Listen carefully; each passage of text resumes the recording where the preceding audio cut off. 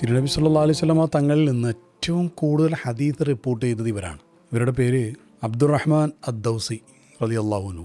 ഇത് പറയുമ്പോൾ ആ പേര് കേട്ടിട്ടില്ലല്ലോ എന്ന് പലരും പറയും. ഇവരുടെ അറിയപ്പെട്ട പേര് അബൂ ഹുറൈറ റളിയല്ലാഹു അൻഹു എന്നാണ്. ദീനിന് വേണ്ടി ഹബീബിൻ്റെ കൂടെ സമർപ്പിതമായൊരു ജീവിതമായിരുന്നു അവരുടേത്. ആരാണ് അബൂ ഹുറൈറ റളിയല്ലാഹു അൻഹു? അവരുടെ ചരിത്രം എന്താണ്? കഥ കേൾക്കാം.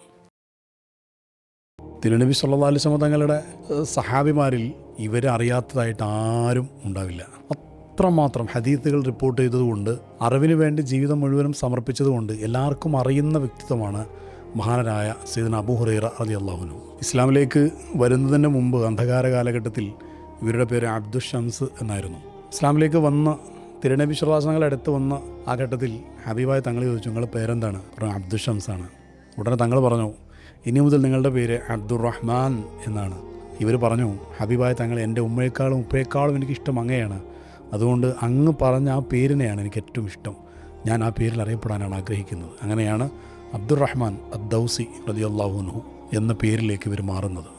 എന്നാൽ അവരുടെ യഥാർത്ഥത്തിലുള്ള പേര് ജനങ്ങൾക്ക് അറിയുന്നതിനേക്കാൾ കൂടുതൽ അറിയപ്പെട്ട പേര് അബൂ ഹുറൈറ എന്നാണ്. അതിന് കാരണം ചെറുപ്പകാലഘട്ടം മുതലേ അവർക്കിടെ കയ്യിൽ എപ്പോഴും ഒരു പൂച്ചക്കുട്ടി ഉണ്ടാവും. അവർക്ക് സ്വന്തമായിട്ടൊരു പൂച്ചയുണ്ടായിരുന്നു. ആ പൂച്ചയെ ലാളിക്കുകയും അതിനെ നോക്കുകയും അതിനെ കൊണ്ട് നടക്കുകയും അതിന് വേണ്ടതെല്ലാം ചെയ്തു കൊടുക്കുകയും സ്നേഹത്തോടെ ആ ഒരു ബന്ധത്തിൻ്റെ പേരിലാണ് പൂച്ചക്കുട്ടിയുടെ ബാപ്പ എന്ന പേരിൽ, അബൂ ഹുറൈറ എന്ന പേരിൽ അവർ അറിയപ്പെട്ടത്. പിൽക്കാലത്ത് അവരുടെ യഥാർത്ഥ പേര് അബ്ദുറഹ്മാൻ അദ്ദൗസി.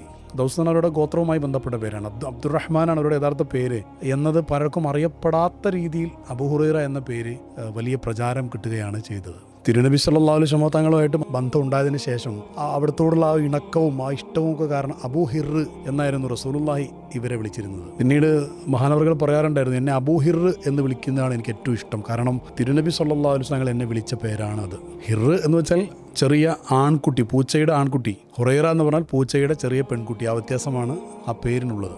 ദൗസ് ഗോത്രക്കാരനായിരുന്ന അബൂ ഹുറൈറ ഇസ്ലാമിലേക്ക് വരുന്നത് തുഫൈൽ ഇബ്നു അംർ റളിയല്ലാഹു അൻഹുവിൻ്റെ പ്രേരണയാലാണ്. ഇസ്ലാമിലേക്ക് വന്നതിന് ശേഷവും കുറേ കാലം ഗോത്രത്തിൻ്റെ കൂടെ തന്നെ താമസിച്ച് പിന്നീട് ഹിജ്റ 6-ാം വർഷത്തിലാണ് ഒരു സംഘം ആളുകളോടൊപ്പം മദീനയിലേക്ക് വന്ന് പിന്നീട് ഹബീബായ സല്ലല്ലാഹു അലൈഹി വസല്ലം തങ്ങളുടെ കൂടെ സ്ഥിര താമസമാക്കുന്നത് ബഹുമാനപ്പെട്ട അബ്ദുറഹ്മാൻ അദ്ദൗസി റളിയല്ലാഹു അൻഹു.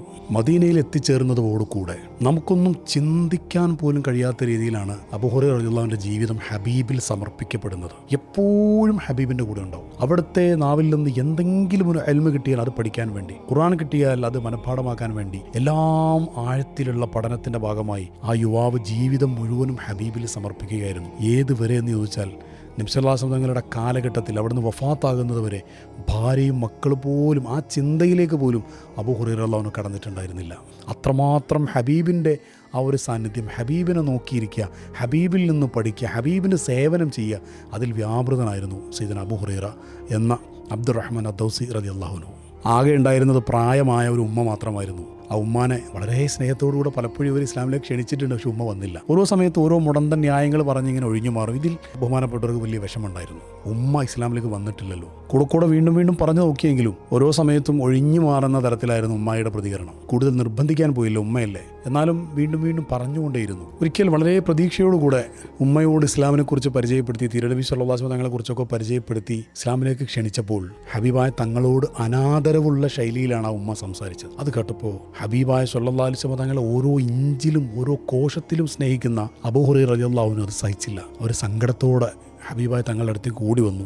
എന്ത് പറ്റി താങ്കൾക്ക് എന്ന് ചോദിച്ചപ്പോൾ അവിടുന്ന് പറഞ്ഞു, നബിയേ, ഞാൻ എൻ്റെ ഉമ്മാനെ ഇസ്ലാമിലേക്ക് ക്ഷണിക്കാൻ വേണ്ടി കുറേ കാര്യങ്ങൾ സംസാരിച്ചു. പക്ഷേ അങ്ങയോട് വെറുപ്പുള്ള രീതിയിലാണ് ഉമ്മാൻ്റെ സംസാരം. എനിക്കത് കേട്ട് സഹിക്കാൻ പറ്റിയില്ല തങ്ങളെ. അങ്ങ് എൻ്റെ ഉമ്മാനെ ഇസ്ലാമിലേക്ക് കൊണ്ടുവരാൻ വേണ്ടി, എൻ്റെ ഉമ്മ ഒന്ന് ഇസ്ലാമിലേക്ക് വന്നു കിട്ടാൻ വേണ്ടി അങ്ങൊന്ന് അള്ളാഹിനോട് ദ്വാരക്കോ എന്ന് ചോദിച്ചപ്പോൾ തിരുനബി സല്ലല്ലാഹു അലൈഹി വസല്ലം തങ്ങൾ മനസ്സറിഞ്ഞുകൊണ്ട് അള്ളാഹിനോട് ദ്വാരന്ന്, അബൂ ഹുറൈറ എൻ്റെ ഉമ്മാനെ ഇസ്ലാമിലേക്ക് പ്രവേശിപ്പിക്കണം റബ്ബേ. തിരുനബി സല്ലല്ലാഹു അലൈഹി വസല്ലം തങ്ങൾ എൻ്റെ ഉമ്മാക്ക് വേണ്ടി ദ്വാരക്കുന്നത് കേട്ട ഞാൻ വേഗം എൻ്റെ വീട്ടിലേക്ക് ഓടിപ്പോയി. ഞാൻ ഓടിച്ചെന്ന് വീട്ടിലെത്തിയപ്പോൾ അകത്ത് നിന്ന് വെള്ളം കോരി ഒഴുക്കുന്ന ഒരു ശബ്ദം ഞാൻ കേൾക്കുന്നുണ്ട്. വാതിൽ തള്ളി തുറക്കാൻ ഞാൻ ശ്രമിച്ചപ്പോൾ ഉമ്മ പറഞ്ഞു, എടാ അവിടെ നിൽക്ക്, ഞാനിപ്പോൾ തുറന്നു തരാം. ഉമ്മ കുളിച്ച് ഫ്രഷായി പുതിയ വസ്ത്രം ധരിച്ച് എൻ്റെ മുമ്പിലേക്ക് വന്നിട്ട് പറഞ്ഞു, അഷ്ഹദു അല്ലാ ഇലാഹ ഇല്ലല്ലാഹ് അഷ്ഹദു അന്ന മുഹമ്മദ് റസൂലുള്ളാഹ്. തിരുനബി സല്ലല്ലാഹു അലൈഹി വസല്ലം ഇവിടുന്ന് ദ്വാരന്ന് ഞാൻ വീട്ടിലെത്തിയപ്പോഴേക്കും തൊട്ട് തൊട്ടു മുമ്പ് വെറുപ്പോടെ പറഞ്ഞിരുന്ന എൻ്റെ ഉമ്മ ഇസ്ലാമിലേക്ക് വന്നു.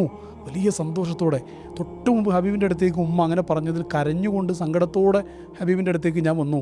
ഇപ്പം ഞാൻ സന്തോഷം കൊണ്ട് ഓടി ഹബീബിൻ്റെ അടുത്തേക്ക് ഞാൻ വന്നു. കുറഞ്ഞ സമയങ്ങൾക്കുള്ളിലാണ് അത് നടന്നത്. ഹബീബിൻ്റെ അടുത്തേക്ക് ഓടി വന്ന് സല്ലല്ലാഹു അലൈഹി വസല്ലം ആ സന്തോഷം പറഞ്ഞ് ഹബീബും സന്തോഷിക്കുകയാണ് സല്ലല്ലാഹു അലൈഹി വസല്ലം. അബൂ ഹുറൈറ റളിയല്ലാഹു അൻഹുവിന് തിരുനബി സല്ലല്ലാഹു അലൈഹി വസല്ലമയുടെ ഒരു പ്രത്യേകതരം ഇഷ്ടമായിരുന്നു. എത്ര നോക്കിയിരുന്നാലും മതിയാവാത്ത, അവിടുത്തെ രക്തത്തിലും മാംസത്തിലും മജ്ജയിലും അലിഞ്ഞു ചേർന്ന ഹബീബിനോടുള്ളൊരു പ്രത്യേക സ്നേഹമായിരുന്നു അത്. അവിടുത്തെ കൂടെ ഇരിക്കാനും കാണാനും നോക്കാനും സഹായം ചെയ്യാനുള്ള ഒരവസരവും അബൂ ഹുറൈറ പാഴാക്കിയിരുന്നില്ല. അതിനെക്കുറിച്ച് അബൂ ഹുറൈറ റളിയല്ലാഹു അൻഹു തന്നെ ഇങ്ങനെ പറയുന്നുണ്ട്: അള്ളാഹുവിൻ്റെ ഹബീബായ സല്ലല്ലാഹു അലൈഹി വസല്ലം തങ്ങളെക്കാളും കാണാൻ ഭംഗിയുള്ള, നിറമുള്ള, വലിയ പ്രകാശമുള്ള ഒന്നും ഞാൻ കണ്ടിട്ടില്ല. അവരുടെ മുഖത്തുകൂടെ സൂര്യൻ ഇങ്ങനെ സഞ്ചരിക്കുന്നത് പോലെ പ്രകാശം എനിക്കെപ്പോഴും അനുഭവപ്പെടുമായിരുന്നുവെന്ന്. നബി സല്ലല്ലാഹു അലൈഹി വസല്ലം തങ്ങളുടെ കൂടെ സമയം ചെലവഴിക്കുവാനും ഇസ്ലാമിനെക്കുറിച്ച് മനസ്സിലാക്കാനും ഒക്കെ സാധിച്ചതിൻ്റെ പേരിൽ എപ്പോഴും അള്ളാഹുവിനെ സ്തുതിക്കുമായിരുന്നു അബൂ ഹുറൈറ റളിയല്ലാഹു അൻഹു. ആ വാക്കുകൾ ഇപ്രകാരമായിരുന്നു: അൽഹംദുലില്ലാഹില്ലദീ ഹദാ അബാ ഹുറൈറത ലിൽ ഇസ്ലാം. അബൂ ഹുറൈറ ഇസ്ലാമിലേക്ക് ഹിദായത്ത് നൽകിയ പടച്ചവന് സ്തുതികൾ. അൽഹംദുലില്ലാഹില്ലദീ അല്ലമ അബാ ഹുറൈറത അൽ ഖുർആൻ. അബൂ ഹുറൈറയ്ക്ക് ഖുർആൻ പഠിപ്പിച്ചെന്ന അള്ളാഹുവിന് സർവ്വസ്തുതികളും. അൽഹംദുലില്ലാഹില്ലദീ മന്ന അലാ അബി ഹുറൈറ ബിസുഹ്ബത്തി മുഹമ്മദിൻ സല്ലല്ലാഹു അലൈഹി വസല്ലം. ഹബീബിൻ്റെ ആ ഒന്നിച്ചുള്ള ജീവിതത്തിന് അവസരം തന്ന അള്ളാഹുവിനാകുന്നു സർവ്വസ്തുതിയും. എപ്പോഴും അള്ളാഹുവിനെ അവർ ഇതിൻ്റെ പേരിൽ സ്തുതിക്കാറുണ്ടായിരുന്നു. കാരണം അത്രമാത്രം വലിയ ഒരു അവസരമാണ് ഹബീബായ സല്ലല്ലാഹു അലൈഹി വസല്ലമയുടെ മുഖത്തേക്ക് നോക്കിയിരിക്കുക. ജീവിതം മുഴുവനും സെക്കൻഡുകൾ മുഴുവനും ഹബീബിനെ ചുറ്റിപ്പറ്റി ജീവിക്കുക. അവിടുത്തെ പള്ളിയിലാണ് താമസം പോലും. മറ്റ് ജോലികൾക്കൊന്നും പോയില്ല. കിട്ടുന്ന ഭക്ഷണം ആരെങ്കിലും കൊണ്ടു കൊടുക്കുന്നത് മാത്രം കഴിച്ച്, കാരണം ജോലിക്ക് പലരും പോയിരുന്നു, കൂടെയുള്ളവരൊക്കെ. ജോലിക്ക് പോയാൽ ആ സമയം കൂടെ എനിക്ക് ഹബീബിൻ്റെ അടുത്ത് നഷ്ടമാകുമല്ലോ, പട്ടിണി കിടന്നാലും കുഴപ്പമില്ല എന്ന രീതിയിൽ പലപ്പോഴും പട്ടിണി കിടന്നാണ് ഹബീബിൻ്റെ കൂടെ അവർ ജീവിച്ചത്. തിരുനബി സല്ലല്ലാഹു അലൈഹി വസല്ലം തങ്ങളോടുള്ള ആ ഒരു സ്നേഹം, അവിടുത്തോടുള്ള സ്നേഹവും അതോടൊപ്പം അവിടുത്തെ നിന്ന് ഇൽമു പഠിക്കാനുള്ള, അറിവ് നേടാനുള്ള പ്രത്യേക താല്പര്യം കൂടി കലർന്നതായിരുന്നു. അതിനെക്കുറിച്ച് ഒരിക്കൽ സെയ്ദ് ഇബ്നു സാബിത്ത് റളിയല്ലാഹു അൻഹു ഇങ്ങനെ പറയുന്നുണ്ട്: ഒരിക്കൽ ഞാനും അബൂ ഹുറൈറയും മറ്റൊരു കൂട്ടുകാരനും കൂടെ മദീനത്തെ പള്ളിയിൽ ഞങ്ങൾ ദുആ ചെയ്തുകൊണ്ടുമൊക്കെ അവിടെ ഇങ്ങനെ ഇരിക്കുകയാണ്. ആ സമയത്ത് ഞങ്ങൾക്കിടയിലേക്ക് തിരുനബി സല്ലല്ലാഹു അലൈഹി വസല്ലം കടന്നു വന്നു. അവിടുന്ന് ഞങ്ങളുടെ അടുത്തിരുന്നു. ഉടനെ ഞങ്ങൾ ചെയ്തിരുന്ന ദുആകളൊക്കെ നിർത്തി. അപ്പോൾ റസൂലുള്ളാഹി പറഞ്ഞു: നിങ്ങൾ നേരത്തെ ചെയ്തിരുന്ന ആ കാര്യങ്ങളിലേക്ക് തന്നെ തിരിച്ചു പോവുക. അപ്പോൾ അത് കേട്ട് ഞാനും എൻ്റെ കൂട്ടുകാരനും ദുആയിലേക്ക് തിരിച്ചു പ്രവേശിച്ചു. ഞങ്ങൾ ദ്വാരക്കുമ്പോൾ ഹബീബായ തങ്ങൾ ആമീൻ പറയുന്നുണ്ടായിരുന്നു. അതിനുശേഷമാണ് അബൂ ഹുറൈറ ദുആ ചെയ്യാൻ തുടങ്ങിയത്. അല്ലാഹുമ്മ ഇന്നി അസ്അലുക മാ സഅലക സ്വാഹിബയ്യ. എൻ്റെ കൂട്ടുകാർ രണ്ടാളും എന്താണോ ചോദിച്ചത് അത് ഞാനും നിന്നോട് ചോദിക്കുന്നു പടച്ചോനെ എന്നാണ് അബൂ ഹുറൈറ തങ്ങളുടെ ദുആ. കൂട്ടത്തിൽ ഒരു കാര്യം കൂടെ ആഡ് ചെയ്ത് ചോദിക്കുന്നുണ്ട്: വഅസ്അലുക ഇൽമൻ ലാ യുൻസ. മറന്നു പോകാത്ത രീതിയിലുള്ള ഇൽമ നൽകണേ എന്നുകൂടെ ഞാൻ നിന്നോട് ചോദിക്കുന്നു പടച്ചോനെ. അതിനും തിരുനബി സല്ലല്ലാഹു അലൈഹി വസല്ലം ആമീൻ പറയുന്നുണ്ടായിരുന്നു ആ സമയത്ത്. ഇത് കേട്ടപ്പോൾ ഞങ്ങളും മറന്നു പോകാത്ത ഇൽമിന് വേണ്ടി അള്ളാഹിനോട് ദുആയിരുന്നു. ആ സമയത്ത് തിരുനബി സല്ലല്ലാഹു അലൈഹി വസല്ലം ഞങ്ങളോട് പറഞ്ഞു: ആ കാര്യത്തിൽ നിങ്ങളെ അബൂ ഹുറൈറ മറികടന്നുപോയി.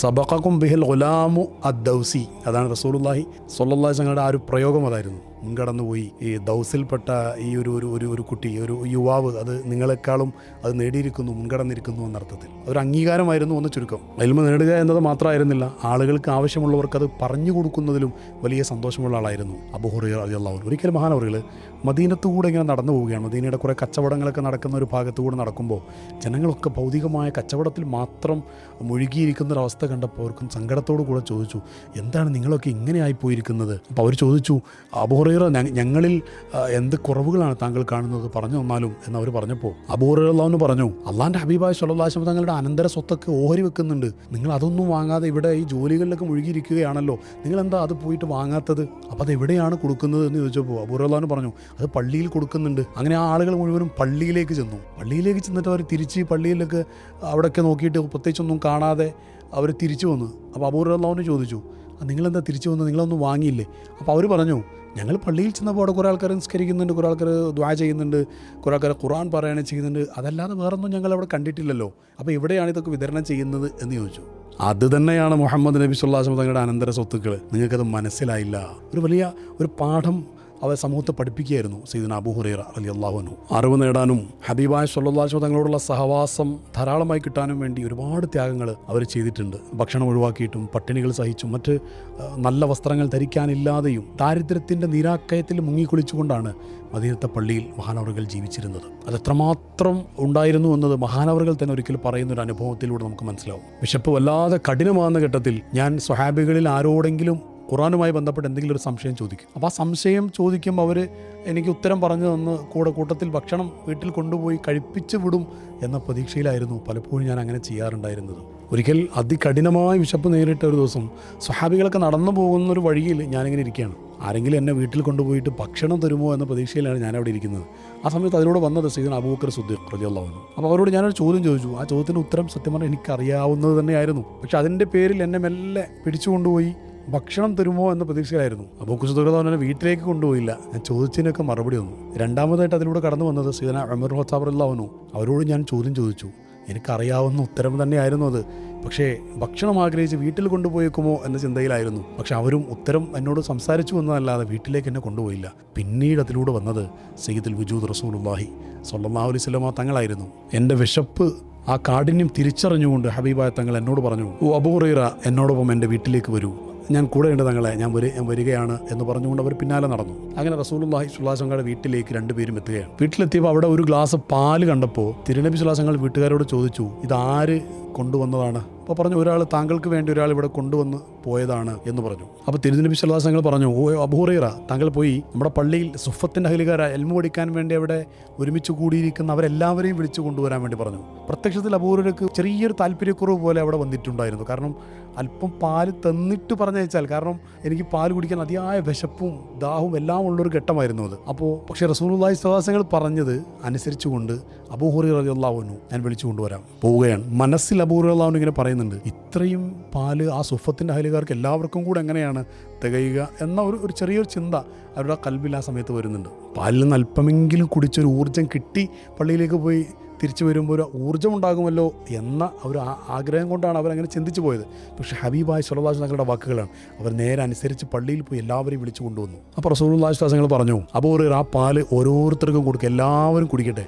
ഓരോരുത്തരും ആ പാത്രത്തിൽ നിന്ന് പാലിങ്ങനെ കുടിച്ചുകൊണ്ടേയിരിക്കുകയാണ്. എല്ലാവരും പാല് കുടിച്ച് ഇനി രണ്ടുപേർ മാത്രം ബാക്കി. ഞാനും നിങ്ങളും മാത്രമാണല്ലോ ഇനി പാല് കുടിക്കാൻ ബാക്കിയുള്ളത്, താങ്കൾ പാല് കുടിക്കൂ എന്ന് അബൂ ഹുറൈറ റളിയല്ലാഹു അൻഹു റസൂലുള്ളാഹി സ്വല്ലല്ലാഹു അലൈഹി വസല്ലം പറഞ്ഞു.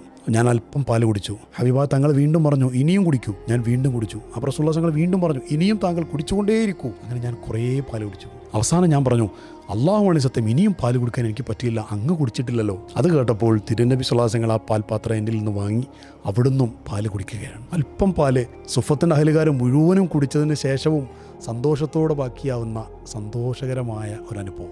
അതോടൊപ്പം ആ സ്വഹാബികളൊക്കെ കുടിച്ച പാത്രത്തിൽ അതിൻ്റെ ബാക്കിയിൽ ഏറ്റവും ലാസ്റ്റ് ഭാഗം നേതാവായ റസൂലുള്ളാഹി സ്വല്ലല്ലാഹു അലൈഹി വസല്ലം കുടിക്കുന്ന ഒരു വല്ലാത്തൊരു അനുഭവം കൂടെ ഈ കഥ നമ്മളോട് പറയുകയാണ്. പിന്നീട് കാലഘട്ടങ്ങൾ മുന്നോട്ട് പോകുന്നതിനനുസരിച്ച് അബൂ ഹുറൈറ റളിയല്ലാഹു അൻഹു കാലഘട്ടങ്ങൾക്ക് ശേഷം ഭാര്യയും മക്കളും സമ്പത്തും എല്ലാം ഉണ്ടാകുന്ന ഒരവസ്ഥയിലെത്തുന്നുണ്ട്. അപ്പോഴും ഈ ഉദാരമായൊരവസ്ഥ, എല്ലാവർക്കും കൊടുക്കുന്ന ആ ഒരവസ്ഥ അബൂ ഹുറൈറ റളിയല്ലാഹു അൻഹുവിൽ നിന്ന് ഒരിക്കലും മാറ്റം ഉണ്ടാകുന്നില്ല. എല്ലാവരെയും സഹായിച്ചുകൊണ്ടേയിരുന്നു അവർ പറയാറുണ്ടായിരുന്നു, ഞാനൊരു അനാഥനായിട്ടാണ് വളർന്നത്, ഒരു അഗതിയായിട്ടാണ് ഞാൻ ദേശത്തേക്ക് ത്യാഗം ചെയ്ത് യാത്ര ചെയ്ത് വന്നത്.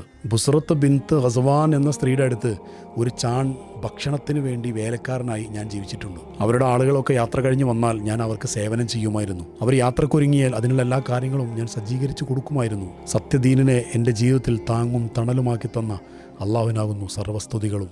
അബൂ ഹുറൈറയെ സത്യദീനെ മുൻനിർത്തിക്കൊണ്ട് മദീനയിൽ അധികാരം കൈകാര്യം ചെയ്യുന്ന ഒരവസ്ഥയിൽ വരെ എത്തിച്ച അള്ളാഹുവിനാകുന്നു സർവസ്തുതിയും. അബൂ സുഫിയാൻ റളിയല്ലാഹു അൻഹുവിൻ്റെ മകൻ മുആവിയ റളിയല്ലാഹു അൻഹുവിൻ്റെ കാലഘട്ടത്തിൽ ഒന്നിലധികം തവണ മദീനത്ത് മഹാനവറുകൾ ഗവർണറാവുന്നുണ്ട്. ആ സമയത്തും എല്ലാവർക്കും സമ്പത്തും എല്ലാ കാര്യങ്ങളും ചെയ്യുന്ന ഉദാരതയിൽ നിന്ന് അദ്ദേഹം ഒട്ടുമാറിയിരുന്നില്ല. ഗവർണറായിരിക്കെ മദീനയിലെ ഒരു ചെറിയൊരു നടപ്പാതയിലൂടെ ഇങ്ങനെ നടന്നു പോവുകയാണ് അബൂ ഹുറൈറ റളിയല്ലാഹു അൻഹു. സഅലത്ത് ഇബ്നു മാലിക് റളിയല്ലാഹു അൻഹു ആ ഭാഗത്തുണ്ടായിരുന്നു. അപ്പോൾ അവരോട് പറഞ്ഞു, ഓ ഇബ്നു മാലിക്, താങ്കൾ അമീറിന് നടന്നു പോകാൻ അല്പം വഴി ഒന്ന് മാറി തരാമോ? അപ്പോൾ ഇബ്നു മാലിക് റളിയല്ലാഹു അൻഹു സഅലത്ത് ഇബ്നു മാലിക് റളിയല്ലാഹു അൻഹു ചോദിക്കുന്നുണ്ട്, അമീറിന് പോകാൻ വഴിയുണ്ടല്ലോ. പക്ഷേ ഇവരുടെ തോളിൽ വലിയ ഒരു മരത്തിൻ്റെ ചുവടുണ്ടായിരുന്നു, മരത്തിൻ്റെ ഒരു കെട്ട്, വീട്ടിൽ ഉപയോഗിക്കാൻ ആവശ്യമായ മരത്തിൻ്റെ വലിയൊരു ലോഡും കൊണ്ടാണ് നടന്നു പോകുന്നത്. അതുകൊണ്ട് നടന്നു പോകാൻ മാത്രമുള്ള സ്ഥലം ഇല്ലാത്തത് കൊണ്ടായിരുന്നു മഹാനവറുകൾ അങ്ങനെ പറഞ്ഞത്. അത്രമാത്രം ലാളിത്യത്തിലായിരുന്നു മദീനയിലെ ഗവർണറായിരിക്കുമ്പോഴും ഭരണാധികാരിയായിരിക്കുമ്പോഴും അമീറായിരിക്കുമ്പോഴും മഹാനവറുകളുടെ ജീവിതം ഉണ്ടായിരുന്നത്. വിശാലമായ അറിവിൻ്റെയും ഹബീബായ സ്വല്ലല്ലാഹു അലൈഹി വസല്ലം തങ്ങളോടുള്ള ജീവിതത്തിൻ്റെ പ്രത്യേകമായ സഹവർത്തിത്വവും അതോടൊപ്പം മദീനയിൽ ഭരണാധികാരിയായിരിക്കുന്നതും എല്ലാ ഘട്ടങ്ങളിലൂടെയും കടന്നുപോയിട്ടും അവരിലുള്ള യഥാർത്ഥത്തിലുള്ള ആബിദ് ഒരിക്കലും വെറുതെ ഇരുന്നില്ല. എപ്പോഴും അവർ ഇബാദത്തിൽ തന്നെയായിരുന്നു. മിക്ക ദിവസങ്ങളിലും പകൽ നോമ്പ് നോൽക്കുകയും രാത്രി 1/3 ഖിയാമുൽ ലൈൽ നിസ്കാരം നിർവഹിക്കുകയും ചെയ്യുമായിരുന്നു. ഇവർ രാത്രിയുടെ 1/3 നിസ്കാരം നിർവഹിച്ച് ഉറങ്ങാൻ വേണ്ടി കിടക്കാൻ തുടങ്ങുമ്പോഴാണ് അവരുടെ ഭാര്യയെ അവർ വിളിച്ചുണർത്തുക. 2/3 ഭാഗം ഭാര്യ ഉണർന്ന് നിസ്കരിക്കും. എന്നിട്ട് ഭാര്യ ഉറങ്ങാൻ നേരത്ത് അവരുടെ പ്രിയപ്പെട്ട മകളെ അവർ വിളിക്കും. ആ 3/3 ഭാഗം മകള് ഉണർന്ന് നിസ്കരിക്കും. ചുരുക്കി പറഞ്ഞാൽ ആ വീട്ടിൽ ഈ 3 ആളുകളും ചേർന്ന് എപ്പോഴും ഇബാദത്ത് മുടങ്ങാത്തൊരു വീടായിരുന്നു സയ്യിദുനാ അബൂ ഹുറൈറ റളിയല്ലാഹുവിൻ്റെ വീട്. അബൂ ഹുറൈറ റളിയല്ലാഹുവിൻ്റെ മകൾ ഒരിക്കലും ഉപ്പാനോട് ചോദിച്ചു, ഉപ്പ എൻ്റെ കൂട്ടുകാരികളൊക്കെ എന്നെ കളിയാക്കുന്നത്, നിൻ്റെ ഉപ്പ എന്താ നിനക്ക് സ്വർണ്ണമൊന്നും വാങ്ങിത്തരാത്തത്? അപ്പോൾ അബൂ ഹുറൈറ റളിയല്ലാഹു പ്രിയപ്പെട്ട മകളെ ചേർത്ത് പിടിച്ചുകൊണ്ട് പറഞ്ഞു, മകളെ, നീ അവരോട് ഇങ്ങനെ പറയുക, എൻ്റെ മേൽ നരകത്തിൻ്റെ ചൂട്, നരകത്തിൻ്റെ തീ വരുന്നത് എൻ്റെ ഉപ്പാക്ക് വലിയ പേടിയാണ്, അതുകൊണ്ടാണ് അത് വാങ്ങിത്തരാത്തത്. പണത്തിനോട് ആർത്തി ഉണ്ടായതുകൊണ്ടോ പിശുക്കുണ്ടായിരുന്നത് കൊണ്ടോ അല്ല അങ്ങനെ ചെയ്തിരുന്നത്. മറിച്ച് ദുനിയാവിൻ്റെ സമ്പത്ത് അള്ളാഹുവിൻ്റെ പ്രീതിക്ക് പരലോക വിജയത്തിന് തടസ്സമാകുമോ എന്ന പേടി കാരണമായിരുന്നു അവരങ്ങനെ ചെയ്തുകൊണ്ടിരുന്നത്. ഒരിക്കൽ ഭരണാധികാരിയായിരുന്ന മർവാൻ ഇബ്നു ഹക്കം 100 ദീനാർ സ്വർണ്ണ നാണയങ്ങൾ ഇവരുടെ അടുത്തേക്ക് കൊടുത്തയക്കുകയുണ്ടായി. നേരെ പിറ്റേന്ന് തന്നെ മറ്റൊരാളെ പറഞ്ഞയച്ച് മർവാൻ ഇബ്നു ഹക്കമിൻ ഒരു പ്രതിനിധിയെ പറഞ്ഞു, നിങ്ങൾക്കായിരുന്നില്ല, മാറിപ്പോയതാണ്, ആ സമ്പത്ത് നിങ്ങൾ തിരികെ തരണം, ആൾ മാറി അയച്ചതായിരുന്നു എന്ന് പറഞ്ഞപ്പോൾ ഇവർ കൈമലർത്തി, എന്ത് ചെയ്യും, ഞാൻ ആ സമ്പത്തെല്ലാം പാവങ്ങൾക്ക് കൊടുത്തു കഴിഞ്ഞു പോയല്ലോ, അന്ന് കിട്ടിയ ദിവസം തന്നെ എല്ലാവർക്കും വേണ്ടി അത് വീതിച്ചു കഴിഞ്ഞു.